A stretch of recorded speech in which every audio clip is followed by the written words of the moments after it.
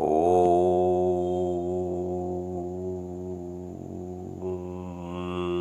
तत्स। हम आज एक वाणी लेके आए हैं, वो कबीर साहब की वाणी है। तो देखते हैं वाणी में क्या हमको समझने की कोशिश करेंगे कि वाणी क्या कहती है। तो कोई इशारा है, ये वाणी में पूरे पूरा इशारा है। जो शांत होते हैं, जो ध्यानी होते हैं, तो क्या सुनते हैं वो ऐसे ही के इशारा है। तो वाणी है, कोई सुनता है गुरु ज्ञानी, गगन में आवाज होवे जीणा जीणा। कोई सुनता है गुरु ज्ञानी, गगन में आवाज होवे जीणा जीणा। ओहम सोहम बाजा बाजे, त्रिकुटी शब्द निशानी। हाँ, ओहम सोहम बाजा बाजे, त्रिकुटी शब्द निशानी। हाँ, इंडा पिंगला सूक्ष्मणा जोया, इंडा पिंगला सूक्ष्मणा जोया। शून्य ध्वजा फहराणी, गगन में आवाज आवे जीणा जीणा। कोई सुनता है गुरु ज्ञानी, गगन में आवाज आवे जीणा जीणा। वहाँ से आया नाद बिंद से, फिर जमाया पानी। वहाँ से आया नाद बिंद से, फिर जमाया पानी। सब घट पूरण बोली रहा, सब घट पूरण बोली रहा। अलग पुरुष निर्वाणी, गगन में आवाज आवे जीणा जीणा। कोई सुनता है गुरु ज्ञानी, गगन में आवाज आवे जीणा।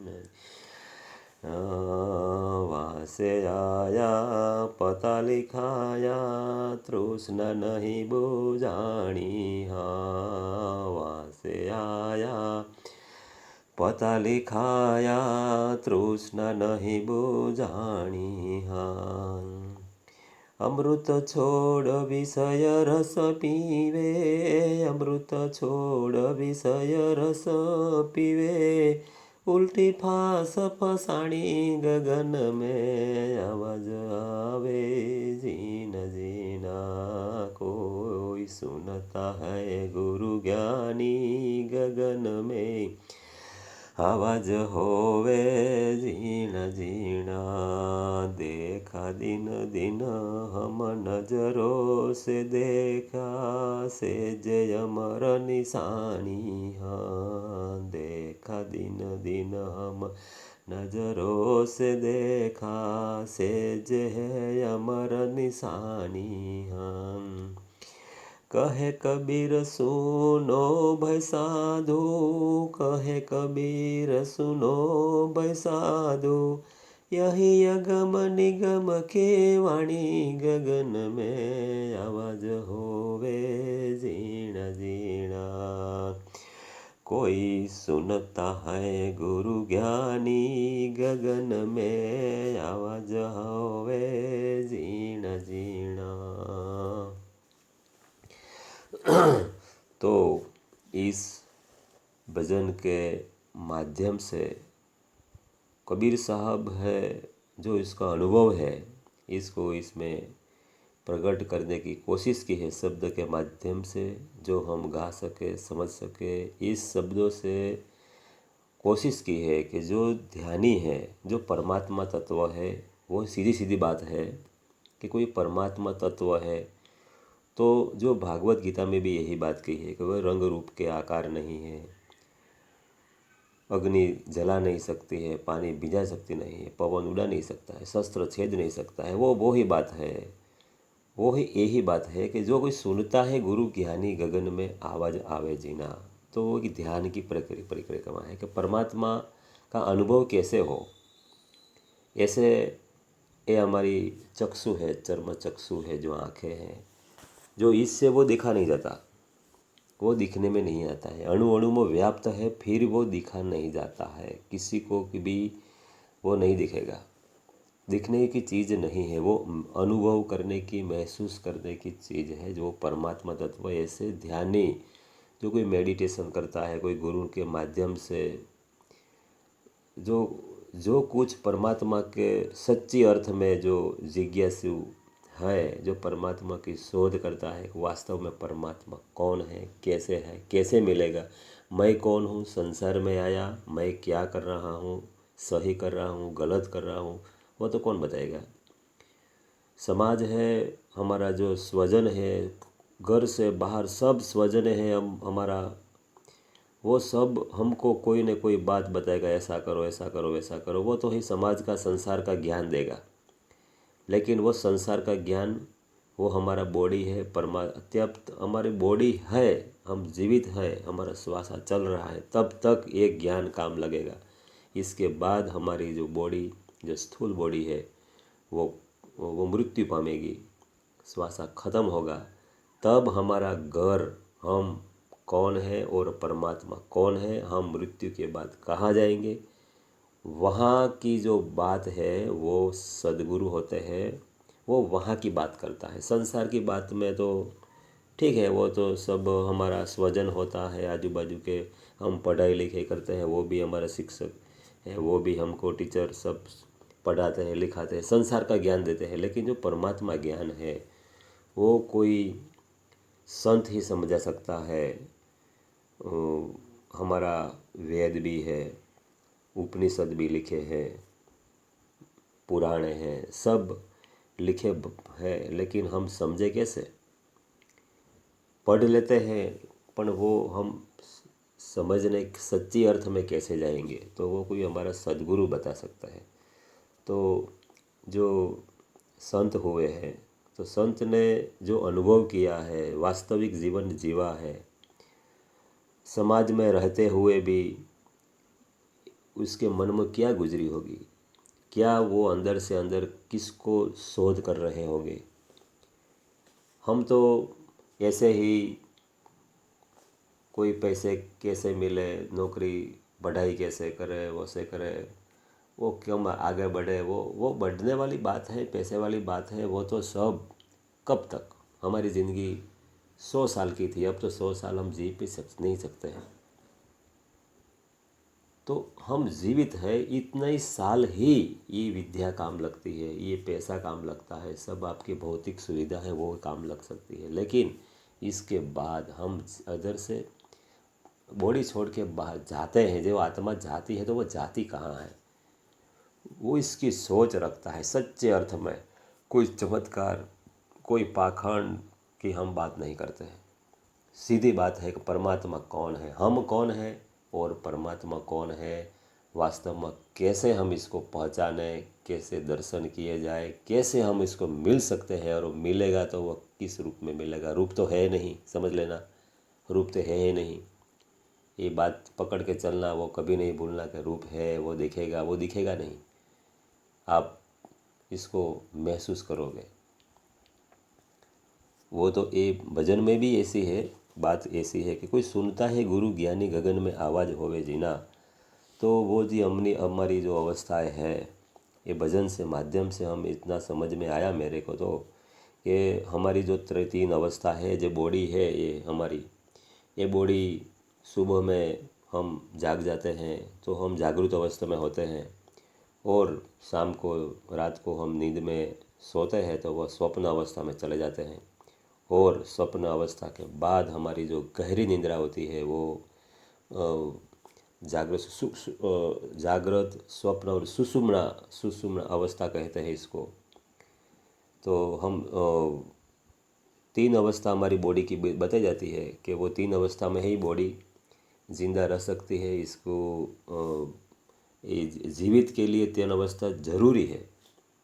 तो जागृत स्वप्न और सुषुप्ना, ये तीन अवस्था है। जो वो सुषुप्ना है वो क्या है कि सीधे सीधे गहरी निंद्रा है।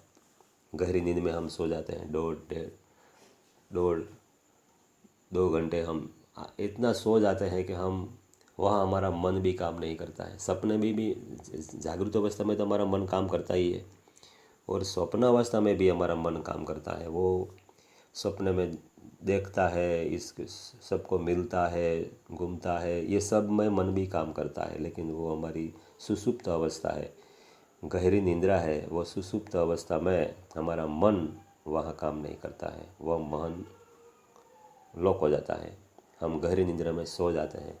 इसलिए हमारी ने कि जो सतत जो मन काम करता है तो ये बॉडी टिक नहीं पाएगी, पागल हो जाएगी। तो वे कुदरत ने अच्छा एक रचना की है कि वो हम इस जितनी भी गहरी निंद्रा में सो जाए वो तो बहुत अच्छी बात है। और गुरु के माध्यम से जो ये भजन में लिखा है कि गगन में आवाज आवे जीना, तो ये किसकी बात कर रहे हैं? तो शायद वो चौथी अवस्था है जो तुरीय अवस्था बोलते हैं हम। तो गुरु के माध्यम से जो इसको गुरु ज्ञान जो लेते हैं तो हम तन मन धन गुरु के शरण में देते हैं। वो हमारा चौथा शीश भी इसी एक प्रक्रिया, कोई ऐसे ही समझने के लिए जो गुरु के सामने बैठा है जिज्ञासु, तो इसके साथ सब गुरु ले लेता है वापिस। जो होता है गहरी अंदर, हम गहराई से अंदर उतर सके, हम जानने के लिए गहराई में उतर सके, हमारी जो वो त्रिकुटी है वो खोल सके, इसलिए गुरु सब ले लेता है और बाद में धीरे धीरे धीरे अंदर डूबाता जाता है। और गहरे अंदर उतर के हमारी जो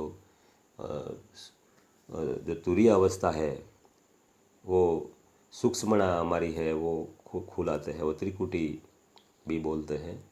तो गुरु वो तुरीय अवस्था में को दर्शन करवाते हैं। वो गगन में इतना ही, वो अनाहद नाद भी कहते हैं सब।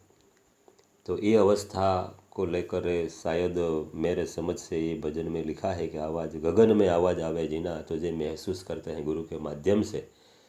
तो ये पूरा भजन इसमें ही लिखा है।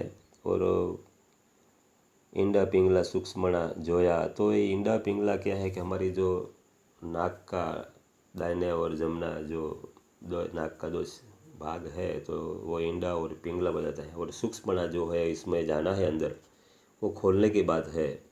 और वो खोलने के बाद हम कहाँ जाते हैं? तो शून्य ध्वजा फहरानी लिखा है इसमें कि शून्य ध्वजा फहरानी, हम शून्य में चले जाते हैं, कुछ भी भान नहीं रहते हैं शरीर के। हम शरीर हैं, मानस है, इंसान, ये सब इस समय जो अंदर जाते हैं व्यक्ति जो दर्शन करने के लिए, वो सब भूल जाते हैं सब। इसके बाद गुरु अंदर ले जाता है इसको।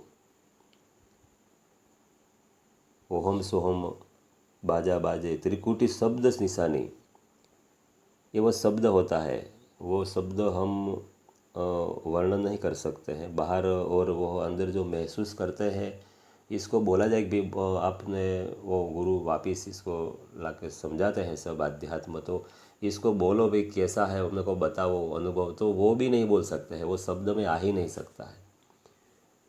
वो अंदर की आवाज़ ही ऐसी है कि वो आवाज़ आप किसी भी तरह से इसको महसूस नहीं बता नहीं सकते हैं। आप खुद महसूस करोगे आप, लेकिन किसी को बता, वो शब्दातीत है, शब्द में नहीं आ सकता है वो।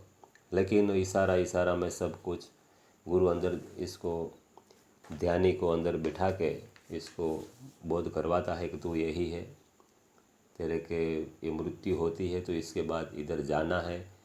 और वहाँ के जाने के बाद जो तुरीय अवस्था है उसको गुरु प्राप्त करवाता है। और उसकी जो साधक होते हैं, जो इसका सच्चे कर्म होते हैं, वो बहुत अच्छा इंसान होता है, पवित्र, इसका दिल मन बिल्कुल साफ होता है, बिल्कुल साफ सुथरा, कोई भी गड़बड़ी नहीं है। परमात्मा तो सब जानते हैं कि कौन कैसा है। तो ऐसे आदमी जो तुरीय खुल जाता है, तो तुरीय के बाद वो अवस्था आगे आती है, वो तुरीयातीत बोलते हैं। तो तुरीयातीत अवस्था में परमात्मा खुद दर्शन देते हैं।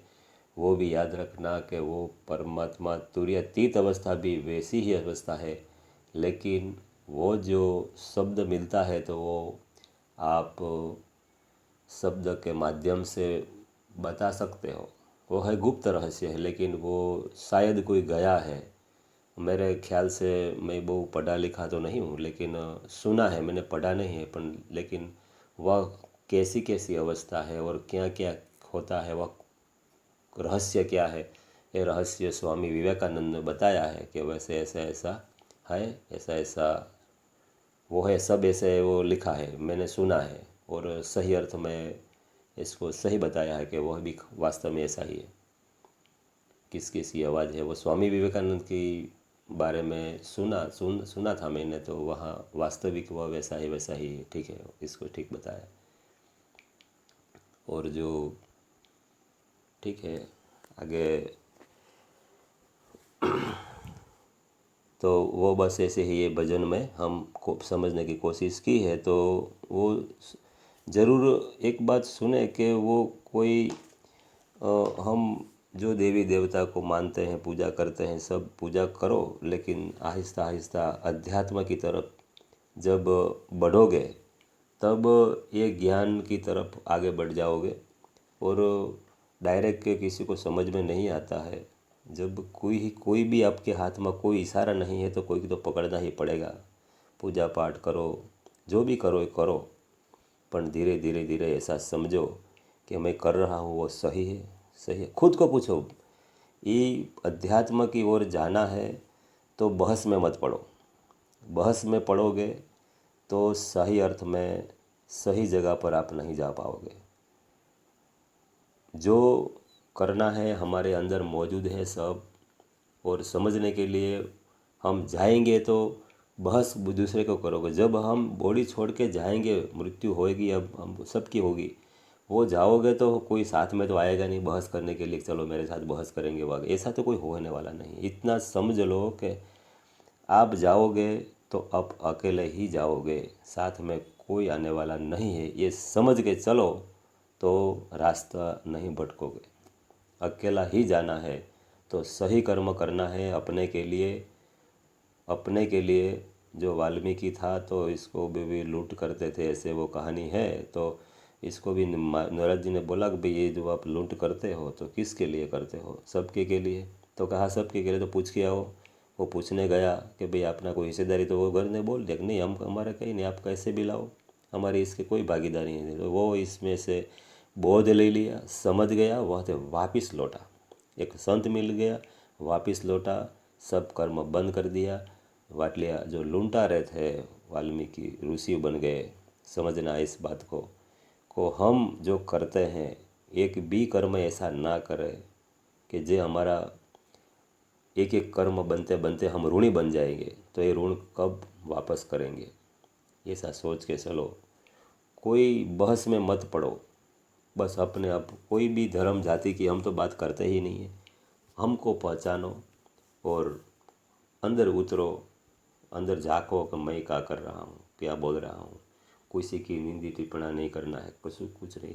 ऐसे ही मस्त बन के समाज सेवा करते हुए, नौकरी धंधे जो खेती करते हो सब करते हुए ज़िंदगी पछाड़ लो, और भीतर झाँक लो कि मैं कौन हूँ, जान लो।